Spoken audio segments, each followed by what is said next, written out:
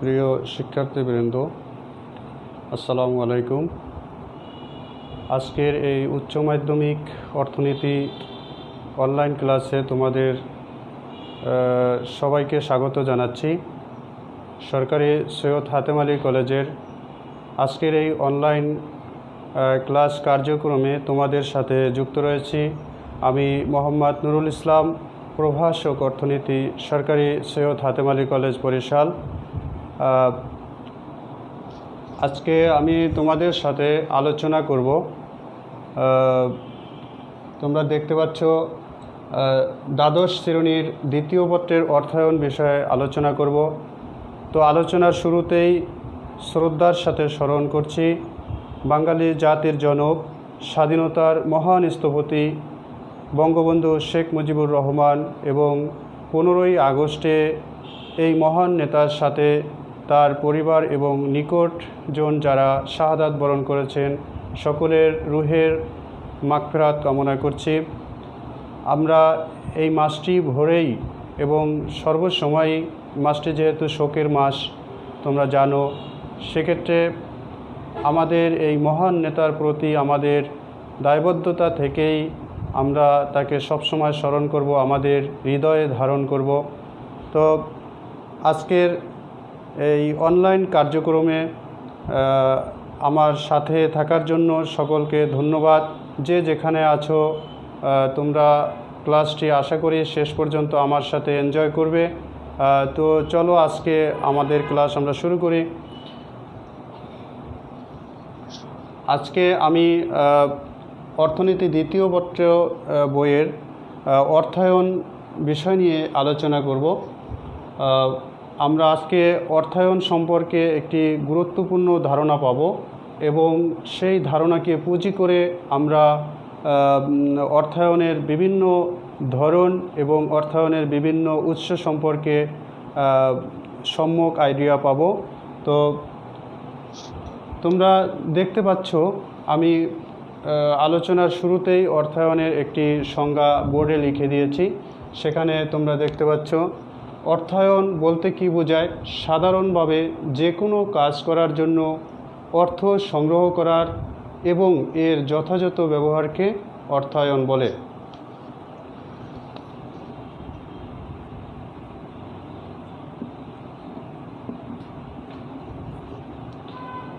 অর্থায়ন শব্দটি বাংলা, ইংরেজিতে একে বলা হয় ফিনান্স। এই কথাটি তোমরা অনেকবার শুনেছো, এই ফিনান্স সম্পর্কে অনেক শুনেছ। আমরা উঠতে বসতে এবং বিভিন্ন কাজকর্মে ফিনান্সের কথা বারবার আমাদের কাছে চলে আসে। এই ফিনান্স শব্দটি ল্যাটিন শব্দ ফিনিশ থেকে উদ্ভূত হয়েছে। ফিনিশ, এই ফিনিশ শব্দের অর্থ হচ্ছে অর্থ সংগ্রহ করা। অর্থ সংগ্রহ করা।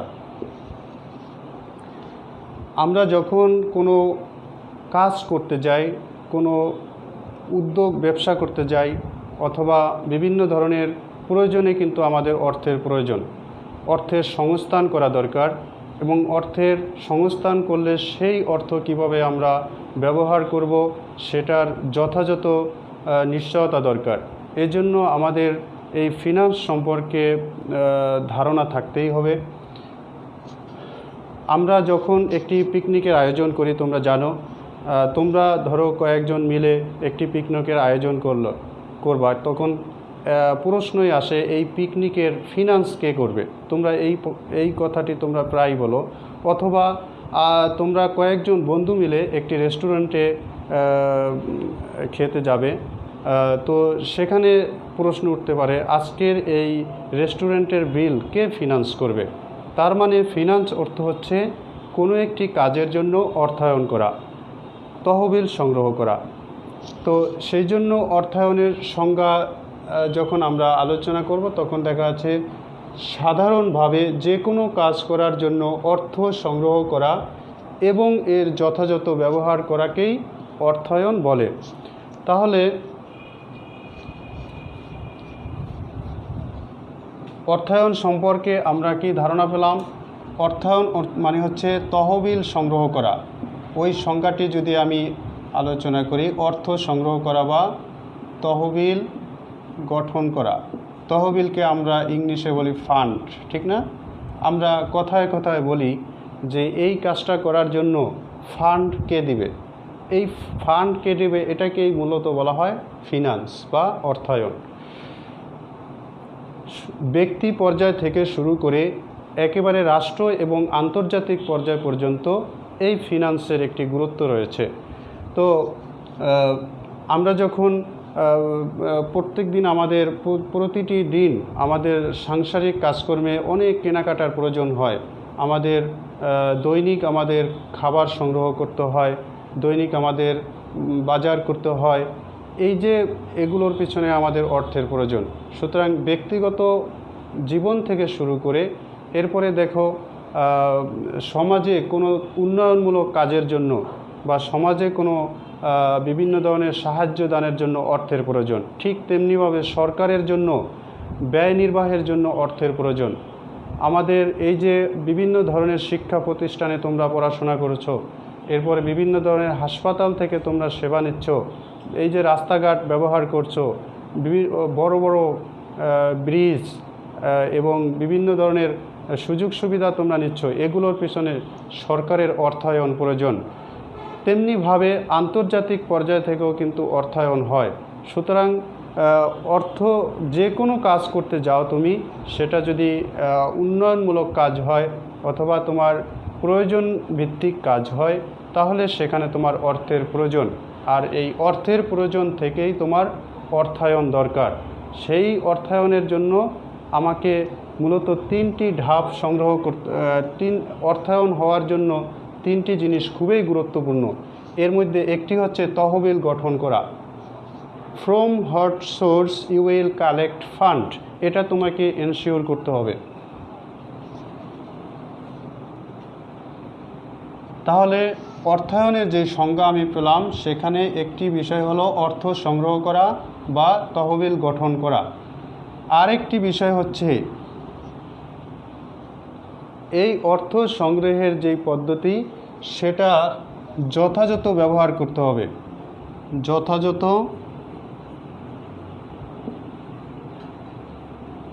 ব্যবহার। আমি যেই তহবিল গঠন করলাম, সেই তহবিলের যথাযথ ব্যবহার প্রয়োজন। কারণ একজন ব্যবসায়ী যখন বিভিন্নভাবে অর্থ সংস্থান করে, চাই সেটা সে জমি বিক্রি হোক অথবা অন্যের থেকে ধার নিয়ে হোক অথবা ব্যাংকের থেকে লোন নিয়ে হোক, যে কোনোভাবে সে যেই অর্থের সংস্থান করে, সেই অর্থের সংস্থানটি অবশ্যই ফলপ্রসূ হওয়া দরকার। কারণ ব্যবসায় যখন তুমি অর্থ খাটিয়ে সেই ব্যবসার থেকে যখন তোমার প্রফিট আসবে না বা লাভ আসবে না, তখন সেই অর্থায়নটা তোমার ফলপ্রসূ হবে না। তেমনিভাবে সরকার যে কোনোভাবে যেই অর্থায়নটা করে, ধরো একটি উন্নয়নমূলক কাজের পিছনে অর্থায়ন করলো, সাধারণত মানুষের জনগণের যেই কল্যাণ, সেই কল্যাণ নিশ্চিত করার জন্যই সরকারিভাবে অর্থায়ন হয়। এখন একটি এমন জায়গায় একটি অর্থায়নটি দরকার, শিক্ষার ক্ষেত্রে অর্থায়ন দরকার, স্বাস্থ্যের ক্ষেত্রে অর্থায়ন দরকার। সেই অর্থায়নের মাধ্যমে কিন্তু মানুষের কল্যাণ সাধিত হয়। সুতরাং অর্থায়নটি খুবই জরুরি। তার মানে আমি যেই অর্থায়নটি করব, সেই অর্থায়নের যে প্রয়োগ ক্ষেত্র, সেই প্রয়োগ ক্ষেত্রটি সম্পর্কে আমাকে সম্যক ধারণা থাকতে হবে, তাহলেই আমার সেই অর্থায়নটি ফলপ্রসূ হবে। আর এই অর্থায়নটি বিভিন্নভাবে হতে পারে, বিভিন্ন উৎস থেকে হতে পারে। তাহলে অর্থায়ন সম্পর্কে আমি কি ধারণা পেলাম? একটি বিষয় হচ্ছে তহবিল গঠন করা, আরেকটি বিষয় হচ্ছে তহবিলের যথাযথ ব্যবহার করা, এবং আরেকটি বিভিন্ন উৎস থেকে তহবিল সংগ্রহ করতে হবে। তবে এই যে তহবিলের যে উৎস, অর্থাৎ তহবিলটা তুমি গঠন করবে, সেই তহবিলের যথাযথ ব্যবহার করতে হবে। তাহলে এই তহবিল যে তুমি গঠন করবে, সেটার তো অবশ্যই একটি উৎস হতে হবে। সেই উৎসটি সাধারণত মুদ্রা বা মূলধন বাজার থেকে আমরা, মুদ্রা বাজার অথবা মূলধন বাজার থেকে আমরা সেই অর্থটি সংগ্রহ করি সাধারণত। তাহলে আমরা যে ফিনান্সের কথা বলি, যে কোনো কাজে আমার ফিনান্সিংয়ের জন্য যেই জিনিসটি দরকার সেটির জন্য আমাকে তহবিল গঠন করতে হবে, সেই তহবিলের যথাযথ ব্যবহার করতে হবে এবং সেই যথাযথ ব্যবহারের মাধ্যমে আমি যেই উদ্দেশ্যে ফিনান্স করব, অর্থায়ন করব, সেই উদ্দেশ্য যেন আমার সাধিত হয়, সেই লক্ষ্য যেন আমার অর্জিত হয়, সেই বিষয়টি আমাকে খেয়াল রাখতে হবে।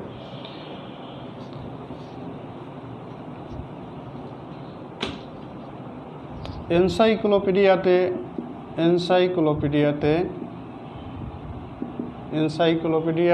ব্রিটানিকাতে এই অর্থায়নের যেই সংজ্ঞাটি দেওয়া আছে সেটি হচ্ছে financing is the act of providing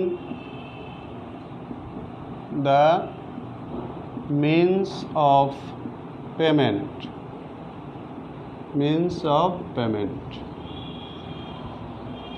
financing is the act, অর্থাৎ এটার বাংলা যদি আমি অনুবাদ করি তাহলে অর্থ পরিশোধের পদ্ধতিই হচ্ছে অর্থায়ন।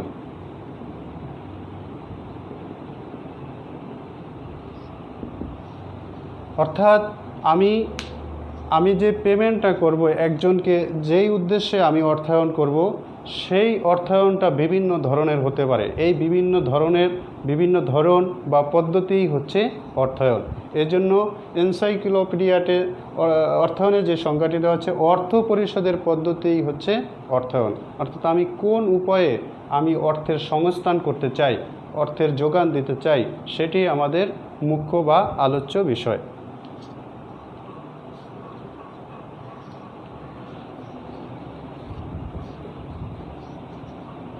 তাহলে অর্থায়ন বলতে আমরা কি বুঝব? অর্থায়ন বলতে আমরা বুঝব অর্থের সংস্থান বা অর্থের যোগান অথবা অর্থ সংগ্রহকরণ। অর্থের সংস্থান, অর্থের যোগান বা অর্থ সংগ্রহকরণ, এই সবগুলোই কিন্তু অর্থায়নকে বোঝাবে। এখন কথা হচ্ছে আমরা অর্থায়ন কেন করি, অর্থায়নের প্রয়োজনটা কী বা অর্থায়নের ইম্পর্টেন্স বা গুরুত্ব কী, কেন আমাদের অর্থায়নের প্রয়োজন হয়? বিভিন্ন কারণে আমাদের অর্থায়নের দরকার হয়। সেটা হচ্ছে একটি অর্থায়ন করার করতে গেলে আমাদের প্রথমেই সেই অর্থায়নটা যেই ক্ষেত্রে করব সেখানে কিন্তু আমাদের একটি আর্থিক পরিকল্পনা থাকতে হবে। আমাকে মনিটরিয়াল একটি প্ল্যান থাকতে হবে, আর্থিক পরিকল্পনা থাকতে হবে। অর্থাৎ একটি ব্যাংক যেখানে অর্থায়ন করবে তাহলে তার যেই ফান্ড আছে এই ফান্ড নিয়ে তাকে একটি পরিকল্পনা করবে যে এই ফান্ডের যে অর্থায়নটি করবে সেই অর্থায়নটি কোথায় করবে, কাকে ফিনান্স করলে তার ফান্ডটি নিরাপদ থাকবে, এই বিষয়টিও কিন্তু মাথায় রাখা দরকার। অর্থাৎ আর্থিক পরিকল্পনা করে আমার অর্থায়ন দরকার। এই যে বছরের শুরুতে, অর্থ বছরের শুরুতে এই যে সরকার বাজেট করে, এই বাজেটের মধ্যে কিন্তু বিশাল একটি আর্থিক পরিকল্পনা থাকে যে আগামী অর্থ বছরে সরকারের যেই আয় বা অর্থ আছে সেই সরকারের অর্থ বলতে তো জনগণের থেকে সংগৃহীত অর্থ বোঝায়। সেটা করের মাধ্যমে হতে পারে, সেটা শুল্কের মাধ্যমে হতে পারে, সেটা বিভিন্ন ধরনের লাইসেন্স ফির মাধ্যমে হতে পারে। অর্থাৎ যেভাবেই হোক জনগণের কাছ থেকে যে সংগৃহীত অর্থ সেটিই তো হচ্ছে সরকারের আয়। এখন এই আয়টি কোন কোন খাতে ব্যয় করবে, কোন কোন খাতে ফিনান্স করলে পরে জনগণের সর্বাত্মক কল্যাণ হবে, সেটিই কিন্তু মুখ্য বিষয়। তাহলে এই যে আর্থিক পরিকল্পনা আর বাজেট, এটি কিন্তু সেম একটি আরেকটির পরিপূরক। অর্থাৎ সরকার অর্থ বছরের শুরুতে তার যেই ব্যয়ের পরিকল্পনা করে, অর্থ ব্যয়ের যেই পরিকল্পনা করে, সেটিও কিন্তু ফিনান্সের একটি গুরুত্বপূর্ণ অংশ। অর্থাৎ কোন কোন খাতে ফিনান্স করলে পরে জনগণের সর্বোচ্চ কল্যাণ সাধিত হবে। তাহলে আর্থিক পরিকল্পনা একটি গুরুত্বপূর্ণ বিষয় অর্থায়নের ক্ষেত্রে। পরিকল্পনা করে তারপরে ফিনান্স করতে হবে। এরপরে হচ্ছে উৎস নির্বাচন। ফিনান্সিংয়ের ক্ষেত্রে বা অর্থায়নের ক্ষেত্রে আরেকটি গুরুত্বপূর্ণ বিষয় হচ্ছে আমাকে উৎস সম্পর্কে সচেতন থাকতে হবে। আমি আগেই বলেছি, অর্থায়নের সংজ্ঞায় বলেছি যে অর্থায়নের সংজ্ঞা হচ্ছে অর্থ সংগ্রহ করা। আমার আসলে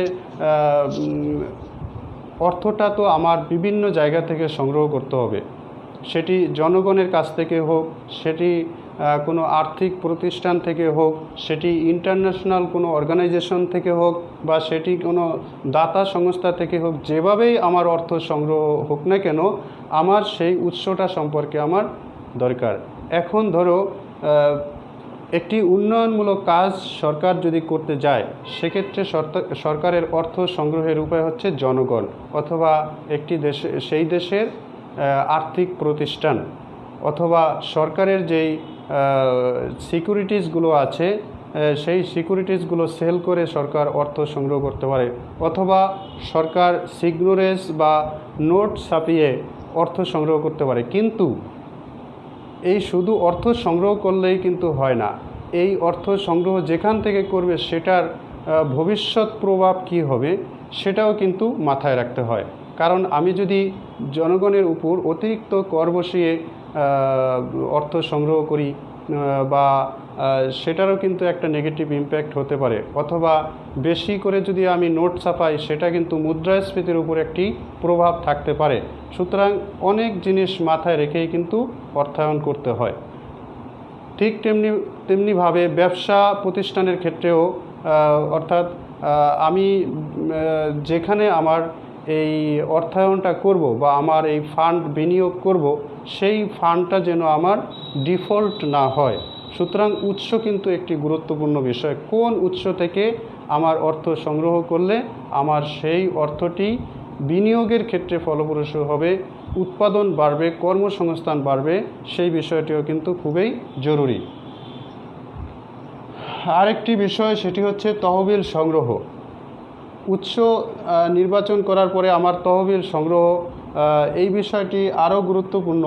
কারণ তহবিল সংগ্রহ সব জায়গা থেকে করা যায় না, তহবিল অ্যাভেলেবেল থাকে না।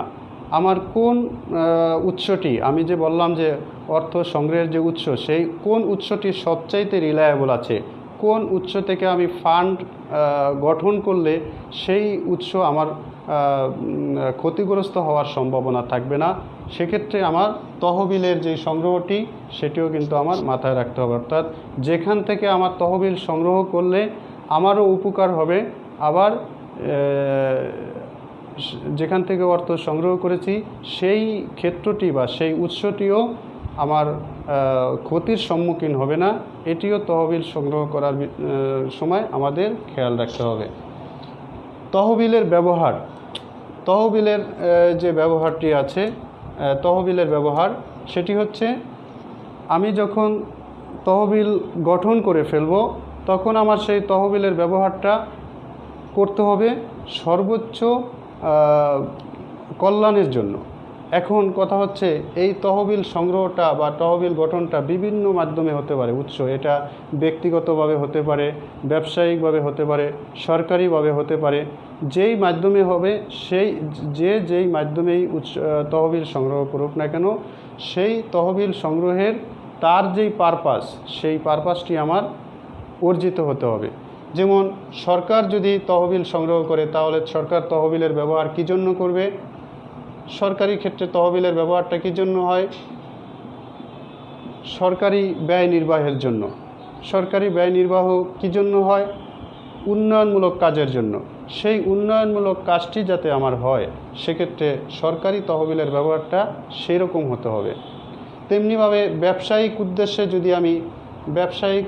যদি আমি তহবিল সংগ্রহ করি, তাহলে কিভাবে হয়? আমি ব্যবসায়িক উদ্দেশ্যে তহবিল সংগ্রহ করার অর্থ হচ্ছে আমি এই তহবিলটা বা এই ফান্ডটা আমি ব্যবসায়ের কাজে ব্যবহার করব। কাজে সেই ব্যবসায়ের কাজে ফান্ডটি ব্যবহার করে আমার যদি সেখান থেকে প্রফিট বা মুনাফা না আসে, তাহলে আমার সেই ফিনান্সিংটি ইফেক্টিভ হবে না, আমার সেই অর্থায়নটি ব্যর্থ হবে। তাহলে সেক্ষেত্রে তহবিলের ব্যবহার আমার যথেচ্ছ বা তহবিলের সদ্ব্যবহার করতে হবে। আমি যদি ব্যক্তিগতভাবে তহবিল সংগ্রহ করি, ব্যক্তিগতভাবে তহবিল সংগ্রহ করি। তাহলে আমি ব্যক্তিগতভাবে তহবিলকে কিভাবে সংগ্রহ করি? হয় সেটা জমি বিক্রি করে আমার তহবিল সংগ্রহ করি, তহবিল গঠন করি, অথবা কারো কাছ থেকে ধার নিয়ে আমি ফান্ড গঠন করি। তাহলে এই যে আমি বিভিন্ন অথবা আমার নিজের আয় দিয়ে তহবিল সংগ্রহ করি, এই যে যেখান থেকে আমার তহবিলের সংস্থানটা হোক না কেন, আমি যদি সেই তহবিলের ব্যবহারটা ঠিকমতো করতে না পারি, তাহলে তো আমার সেই ফিনান্সিং বা অর্থায়নটি ফলপ্রসূ হলো না। আরেকটি হচ্ছে তহবিল সংরক্ষণ।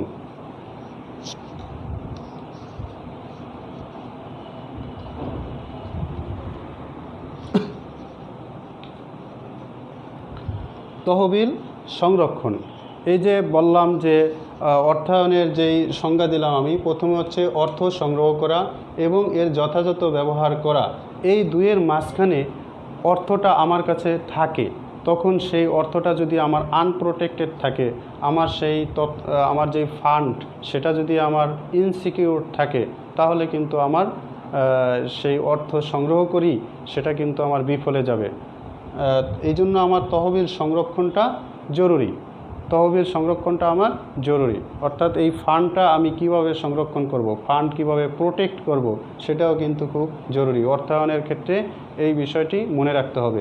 কারণ আমার অর্থায়ন তো আমি প্রথমেই বলেছি যে আর্থিক পরিকল্পনা হচ্ছে অর্থায়নের একটি গুরুত্বপূর্ণ অংশ, কিন্তু এই আর্থিক পরিকল্পনাটা যখন বাস্তবায়ন করব, সেটা কিন্তু ধাপে ধাপে বাস্তবায়ন হয়।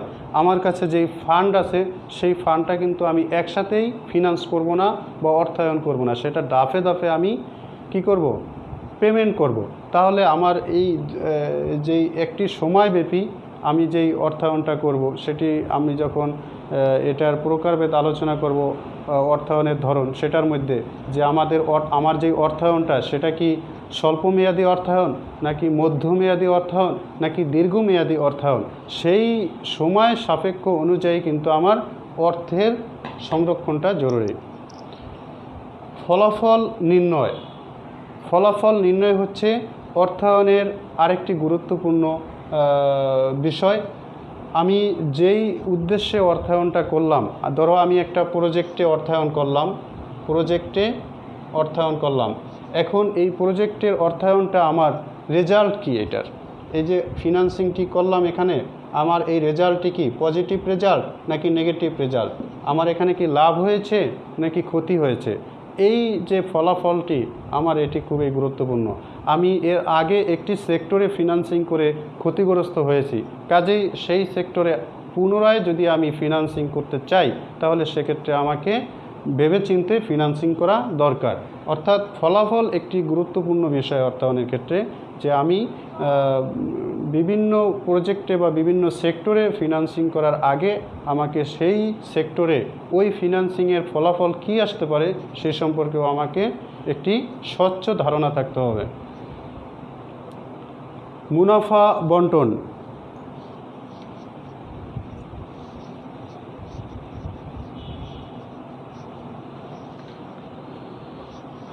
মুনাফা যা তোমরা জানো যে এর মধ্যে আমরা একটা জানি যে কর্পোরেট ফিনান্সিং, না, কর্পোরেট ফিনান্স, কর্পোরেট মানে হচ্ছে ব্যবসা বাণিজ্য, যেটা সাধারণত ব্যবসা বাণিজ্য কেন্দ্রিক হয়, অর্থাৎ কোম্পানি কেন্দ্রিক হয়, সেগুলো হচ্ছে কর্পোরেট ফিনান্স। এখন যখনই আমি ব্যবসায়ের উদ্দেশ্যে আমি ফিনান্সিংটা করব, সেই ফিনান্সিংয়ের যেই প্রফিট বা লাভ সেটি বন্টন যেন সুষম হয়, সেটির বন্টন যেন প্রপারলি হয়, সেটাও কিন্তু আমার একটি গুরুত্বপূর্ণ বিষয়।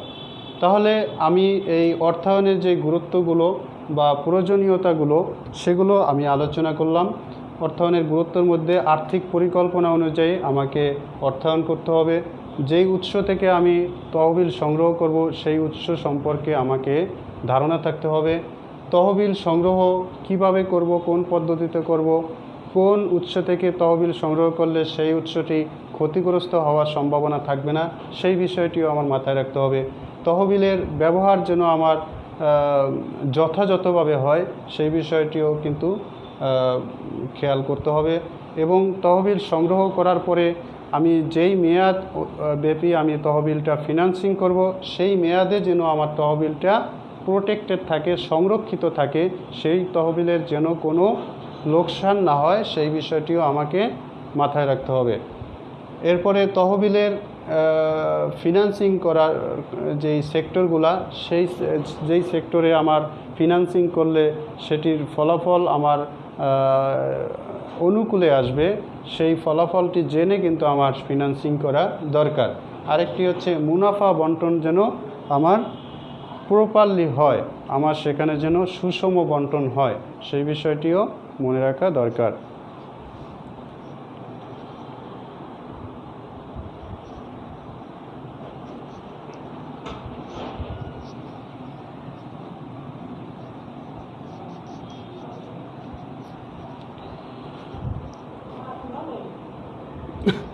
এখন আমরা এই অর্থায়নের যে ধরন, টাইপস অফ ফিনান্সিং বা অর্থায়নের যে শ্রেণী বিভাগ, সেটা নিয়ে আমি একটু কথা বলতে চাই।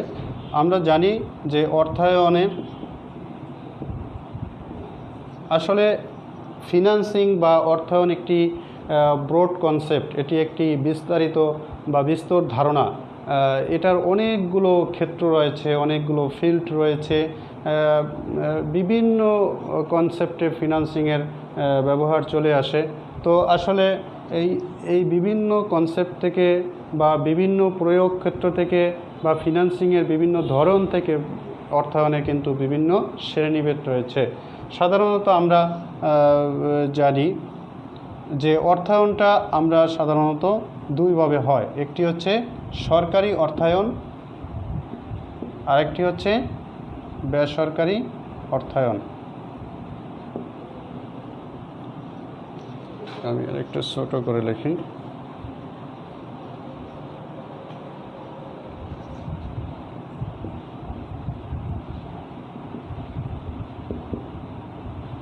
তাহলে অর্থায়নকে আমরা মোটা দাগে দুই ভাগে ভাগ করতে পারি। একটি হচ্ছে সরকারি অর্থায়ন, আরেকটি হচ্ছে বেসরকারি অর্থায়ন। সরকারি অর্থায়ন বলতে কি বোঝাবে? সরকার বলতে এখানে কেন্দ্রীয় সরকার, অর্থাৎ রাষ্ট্র যারা পরিচালনা করেন, সেই সরকার বা কেন্দ্রীয় সরকারের অধীনে আবার অনেক সময় লোকাল গভর্নমেন্ট বা স্থানীয় সরকার থাকে। অর্থাৎ সরকার অথবা সরকারের যে কোনো প্রতিষ্ঠান থেকে যেই অর্থায়নটা হয়, এটি মূলত সরকারি অর্থায়ন। আর বেসরকারি অর্থায়ন তো তোমরা বুঝতেই পেরেছ যে সরকার একটি দেশের মধ্যে সরকার ব্যতীত বাকি যেই এন্টিটিগুলো আছে, সেই প্রতিষ্ঠানগুলো, সেটা ব্যক্তি হোক, সেটা ব্যবসায় প্রতিষ্ঠান হোক, সেটা দাতব্য কোনো সংস্থা হোক, অর্থাৎ একটি দেশের মধ্যে সরকার ব্যতীত অন্যান্য যেই অঙ্গগুলো আছে, তাদের যেই অর্থায়নটা বা ফিনান্সিংটা, সেটি হচ্ছে বেসরকারি অর্থায়ন। তাহলে তোমাদের যদি আমি জিজ্ঞেস করি যে একটি সরকারি কলেজে একটি ভবন নির্মিত হবে, তাহলে এই ক্ষেত্রে অর্থায়নটা কোন ধরনের অর্থায়ন? এটি অবশ্যই সরকারি কলেজের অর্থায়নটা অবশ্যই সরকারি হবে। যদি বলা হয় একটি পাবলিক বিশ্ববিদ্যালয় হবে, তাহলে এখানে যে অর্থায়নটা হবে সেটি, কারণ পাবলিক বিশ্ববিদ্যালয়ের অর্থায়নটা সরকারিভাবে হয়ে থাকে, সুতরাং এটি সরকারি অর্থায়ন। এভাবে বিভিন্ন সার্ভিসের ক্ষেত্রে, যেমন একটি রোড নির্মিত হবে বা একটি ব্রিজ নির্মিত হবে বা এভাবে বিভিন্ন ধরনের যে অর্থায়নগুলো হয়, সেটি হচ্ছে সরকারি অর্থায়ন। আর বেসরকারি অর্থায়ন সাধারণত ব্যক্তি ক্ষেত্রে হয়, ব্যবসা বাণিজ্যের ক্ষেত্রে হয়, আবার কেউ অলাভজনক অর্থাৎ নন প্রফিট কিছু অর্গানাইজেশন আছে বা ব্যক্তি আছে, তারাও কিন্তু অর্থায়ন করে থাকে। তাহলে এই সরকারি অর্থায়নটা আবার দুই ধরনের হয়। সরকারি অর্থায়নটা হচ্ছে, সরকারি অর্থায়নের যে সোর্স বা উৎস, সেটি দুইভাবে হয়। একটা হচ্ছে সরকার অভ্যন্তরীণ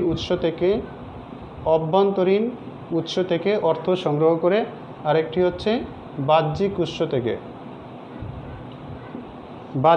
থেকে অর্থ সংগ্রহ করে। তাহলে এই যে সরকার হচ্ছে অভ্যন্তরীণ উৎস থেকে অর্থ সংগ্রহ করে। আজকে সরকারি অর্থায়ন তো আমি আলোচনা করছি কেন্দ্রীয় সরকার অথবা সরকারের যে স্থানীয় পর্যায়ে যে বডিগুলো রয়েছে তারা যে অর্থায়নটি করে সেটি হচ্ছে সরকারি অর্থায়ন। এখন এই সরকারি অর্থায়নটি কেন করা হয়? সরকারি অর্থায়ন একটি, তোমরা জানো, সরকার তার বিভিন্ন কাজের ব্যয় নির্বাহের জন্য সরকারের অনেকগুলো ব্যয়ের ক্ষেত্র আছে। তোমরা কি বলতে পারবে? যেমন শিক্ষা ক্ষেত্রে সরকার ব্যয় করে, স্বাস্থ্য খাতে সরকার ব্যয় করে, বিমা খাতে সরকার ব্যয় করে, বিভিন্ন ধরনের উন্নয়নমূলক কাজে সরকার ব্যয় করে। এই যে সরকারের যে ব্যয়গুলো, সেই ব্যয়ের জন্য সরকার যে ব্যয়গুলো করে এগুলো হচ্ছে সরকারি অর্থায়ন। এখন প্রশ্ন আসতে পারে যে সরকার তাহলে এই ব্যয় করার জন্য আয় কোথা থেকে পায়? অবশ্যই সরকারের তো আয়ের উৎস রয়েছে। সরকারের আয়ের উৎসের মধ্যে কী কী রয়েছে? এই যে সেটা হচ্ছে তহবিলের উৎস। তাহলে সরকার অর্থায়ন করার জন্য যেই উৎস থেকে অর্থ সংগ্রহ করতে পারে সেই উৎসগুলোর মধ্যে একটি হচ্ছে অভ্যন্তরীণ উৎসায়ন, অর্থাৎ এটি হচ্ছে একটি দেশের মধ্য থেকে সরকার অর্থ সংগ্রহ করতে পারে। আরেকটি হচ্ছে দেশের বাইরে থেকে যেই অর্থায়নটা হয়, অর্থাৎ দেশের বাইরে থেকে সরকার যেই তহবিল গঠন করে বা অর্থ সংগ্রহ করে সেটি হচ্ছে সরকারের বাহ্যিক উৎস। এখন এই অভ্যন্তরীণ উৎসের মধ্যে কি কি তোমরা বলতে পারো? অভ্যন্তরীণ উৎসের মধ্যে সরকার জনগণের কাছ থেকে করের মাধ্যমে যেই অর্থ সংগ্রহ করতে পারে এটি হচ্ছে সরকারের আয়। ট্যাক্স বা কর এটি সরকারের আয়ের গুরুত্বপূর্ণ একটি অংশ। আরেকটি হচ্ছে শুল্ক বা ট্যারিফ, অর্থাৎ আমরা জানি আমদানি রপ্তানির ক্ষেত্রে সরকার ভ্যাট বসিয়ে বা কর বসিয়ে যে ডিউটি, কাস্টমস ডিউটি, সেটি কিন্তু সরকারের একটি আয়।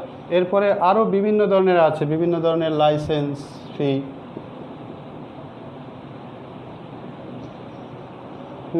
এগুলো হচ্ছে সরকার অভ্যন্তরীণ উৎস থেকে এগুলোর মাধ্যমে হচ্ছে অর্থ সংগ্রহ করতে পারে।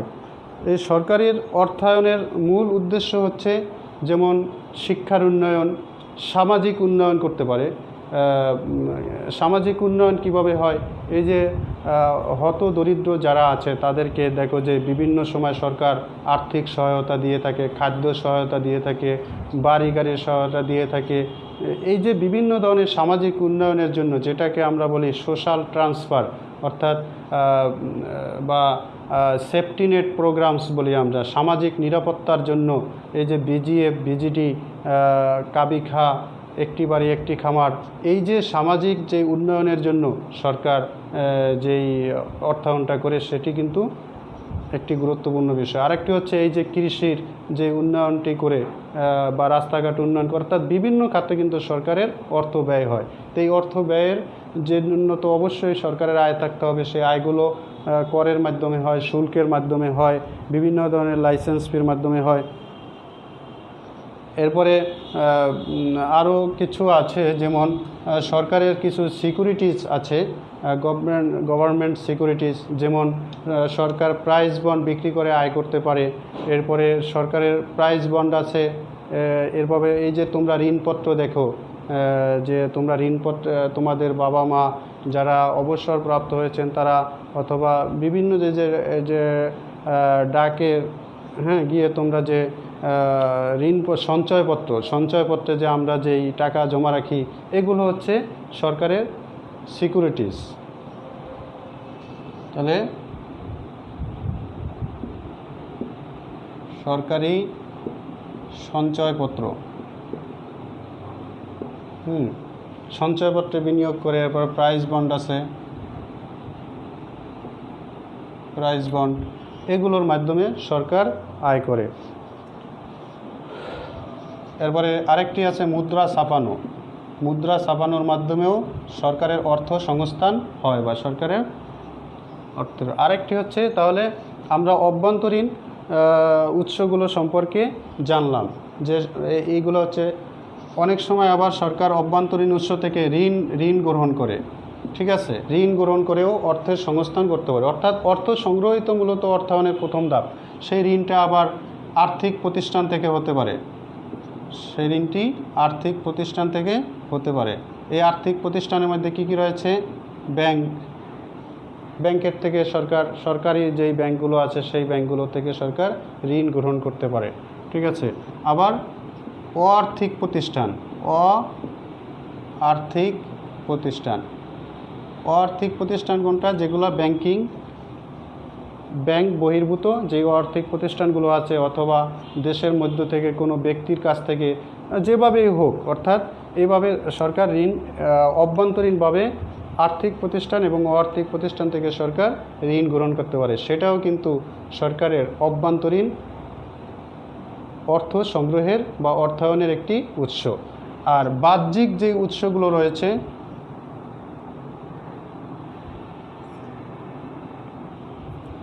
বাহ্যিক উৎসের মধ্যে কী কী রয়েছে? অর্থাৎ দেশের বাইরে থেকে সরকার অর্থ সংগ্রহ করতে পারে।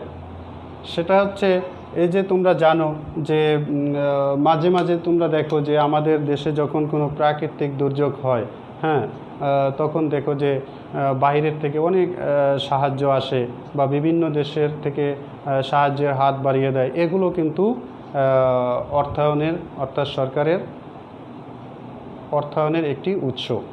সেক্ষেত্রে যেটাকে আমরা বলি বৈদেশিক সাহায্য বলি, ঠিক না?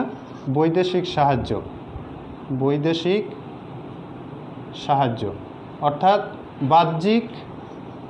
বাহ্যিক অর্থায়নের, সরকারের বাহ্যিক অর্থায়নের একটি গুরুত্বপূর্ণ অংশ হচ্ছে বৈদেশিক সাহায্য। তাহলে বাহ্যিক যখন আমরা কথাটি বলবো যে external source of financing of public government, তখন আমরা বলবো সেটাকে বৈদেশিক সাহায্য বলবো, ফরেন এইড বলি যেটাকে। এই বৈদেশিক সাহায্য আবার বিভিন্ন রকমের হইতে পারে। তোমরা বৈদেশিক সাহায্য কিভাবে আসতে পারে? বিভিন্ন দেশের রাষ্ট্রপ্রধানরা সাহায্য করতে পারে, অর্থাৎ অথবা বিদেশের কোনো সংস্থা, বড় বড় যে সংস্থাগুলো আছে, অথবা আন্তর্জাতিক যেই প্রতিষ্ঠান, বড় বড় প্রতিষ্ঠানগুলো রয়েছে, সেগুলো তোমরা বিশ্বব্যাংকের নাম শুনেছ, IMF-এর নাম শুনেছ, এরপরে ইউরোপিয়ান ইউনিয়নের নাম শুনেছ, এগুলো হচ্ছে জাতিসংঘের নাম শুনেছ, এরপরে ADB, এশিয়ান ডেভেলপমেন্ট ব্যাংক, ইসলামী উন্নয়ন ব্যাংক, এরপরে জাইকা, এরকম আরও যেই বড় বড় আর্থিক প্রতিষ্ঠান রয়েছে, বৈশ্বিক যে আর্থিক প্রতিষ্ঠানাদি, এগুলো কিন্তু এগুলো থেকেও সরকার অর্থ সংগ্রহ করতে পারে। অর্থাৎ এগুলো কিন্তু সরকারের বাহ্যিক অর্থায়নের একটি গুরুত্বপূর্ণ অংশ। তো এই বৈদেশিক সাহায্যটা সেটি হচ্ছে তোমার অনুদান হতে পারে, ঠিক না? অনুদান দেয় অনেক সময় বিভিন্ন রাষ্ট্র বা বিভিন্ন আন্তর্জাতিক সংস্থা আমাদেরকে মাঝে মাঝে অনুদান দেয়। সেই অনুদানটি আবার দানও হতে পারে। আবার অনুদান আর একটা হচ্ছে দান। অনেক দান করে সেটা কিন্তু আবার যে একেবারে ফ্রি করে দেয়, যে এই টাকা দিয়েছে, যেমন একটি বন্যা হলো অথবা একটি ঘূর্ণিঝড় হলো, এখানে সাহায্যের জন্য তারা পুরো একটি প্যাকেজ দিয়েছে, হয় খাদ্য সহায়তা দিল অথবা টাকা দিয়ে সাহায্য করলো, অর্থাৎ এটা আর ফেরত নেবে না, সেটা হচ্ছে দান।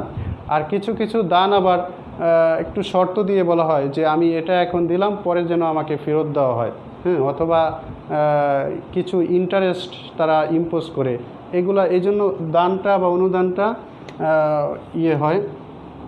আর একটা হচ্ছে ঋণ গ্রহণ করতে পারে সরকার বাহ্যিক উৎস থেকে। সরকার দেশের বাইরে থেকে ঋণ গ্রহণ করতে পারে। সেটা এই ঋণ গ্রহণটা কোথা থেকে করে? যেমন বিশ্বব্যাংক থেকে ঋণ গ্রহণ করতে পারে, বিশ্বব্যাংক। এরপর হচ্ছে IMF, ইউরোপিয়ান ইউনিয়ন, ADB, হ্যাঁ, ADB মানে এশিয়ান ডেভেলপমেন্ট ব্যাংক, IDB, ঠিক আছে, এগুলোর থেকে ঋণ সংগ্রহ করতে পারে। এরপরে নিউ ডেভেলপমেন্ট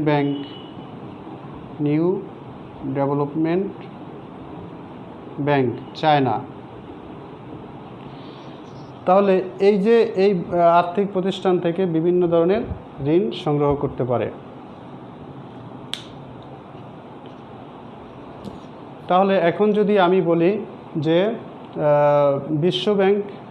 বিশ্বব্যাংক বাংলাদেশকে 100 কোটি টাকা ঋণ দিল, তাহলে এটি কোন ধরনের অর্থায়ন? এটি হচ্ছে সরকারের বাহ্যিক উৎসের অর্থায়ন। ঠিক আছে, তো এইভাবে আমরা আরও আলোচনা যদি আমরা করি, সব প্রকারভেদগুলো আজকে আমরা আলোচনা করতে পারলাম না। এরপরে বিভিন্ন ধরনের সাহায্য আসে না, বাইরে থেকে বিভিন্ন ধরনের সাহায্য আসে। এই সাহায্য যেমন জাইকা হচ্ছে জাপানের একটি দাতব্য সংস্থা। তারা হচ্ছে আমাদেরকে বাংলাদেশ সবচাইতে বেশি সাহায্য পায় এই সংস্থা থেকে।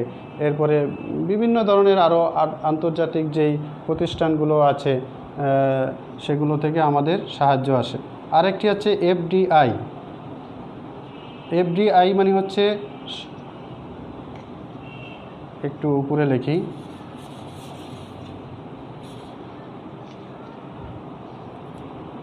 এফডিআই হচ্ছে ফরেন ডিরেক্ট ইনভেস্টমেন্ট বা সরাসরি বৈদেশিক বিনিয়োগ।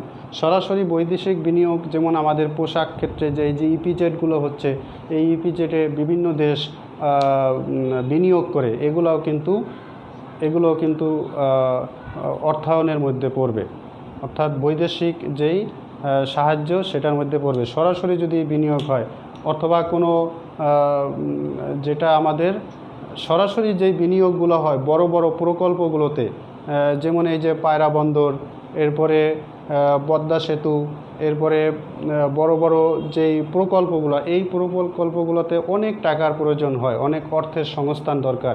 সেক্ষেত্রে আমরা বৈদেশিক সাহায্য নেই। সেক্ষেত্রে এই যেগুলো তোমার রিয়েল অর্থাৎ বাস্তব যেই বিনিয়োগ, সেই বিনিয়োগগুলোকে বলা হয় কিন্তু এফডিআই, মানে সরাসরি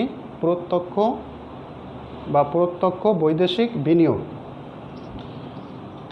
তাহলে আজকে আমরা সরকারি যেই অর্থায়ন, সেই সরকারি অর্থায়নের উৎস সম্পর্কে জানলাম। সরকারি অর্থায়নের দুটি উৎস, একটি হচ্ছে অভ্যন্তরীণ, আরেকটি হচ্ছে বাহ্যিক। এখন যদি আমরা সামারি করি, আজকে যে আলোচনা করলাম সেই আলোচনার যদি আজকে সামারি করি, তাহলে আমরা কি শিখলাম? অর্থায়ন সম্পর্কে একটি ধারণা পেলাম, অর্থায়নের সংজ্ঞা এবং অর্থায়নের গুরুত্ব, অর্থায়নের প্রকারভেদ এবং অর্থায়নের প্রকারভেদের মধ্যে সরকারি অর্থায়ন সেটার যে দুটো উৎস, একটি হচ্ছে অভ্যন্তরীণ আরেকটি হচ্ছে বাহ্যিক, সেই অভ্যন্তরীণ উৎস এবং বাহ্যিক উৎস সম্পর্কে জানলাম। পরবর্তী ক্লাসে আমরা বেসরকারি অর্থায়ন সম্পর্কে জানব। তো তোমরা যে যেখানে আছো ভালো থেকো, সুস্থ থাকো, স্বাস্থ্যবিধি মেনে আমরা যেন চলাফেরা করি, তোমাদের সর্বোচ্চ মঙ্গল হোক এবং আমরা সবাই যেন সুস্থ থাকি, এই জন্য আল্লাহর কাছে আমরা সাহায্য প্রার্থনা করি। তো তোমরা ভালো থেকো, সুস্থ থেকো, আল্লাহ হাফেজ। পরবর্তী ক্লাসে থাকার জন্য তোমাদের সবাইকে আমন্ত্রণ জানিয়ে আজকের ক্লাস এখানে শেষ করছি। আল্লাহ হাফেজ।